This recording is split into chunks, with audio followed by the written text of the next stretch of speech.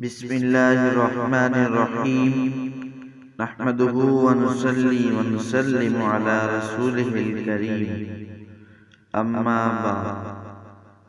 حضرت ابو ہریرہ رضی اللہ تعالی عنہ سے روایت ہے، رسول اللہ صلی اللہ علیہ وسلم نے فرمایا، ہر مرنے والا شخص آخرت میں ندامت اٹھائے گا۔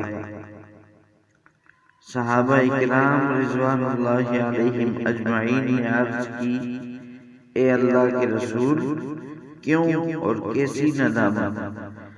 آپ صلی اللہ علیہ وسلم نے فرمایا، اگر مرنے والا شخص نیک تھا تو اسے یہ ندامت ہوگی کہ اس نے مزید اچھے کام کیوں نہیں کیے، اور اگر مرنے والا گناہگار ہوگا تو اسے یہ ندامت ہوگی کہ اس نے نیک اعمال کیوں نہیں کیے اور خود کو برائیوں سے کیوں نہیں بچایا۔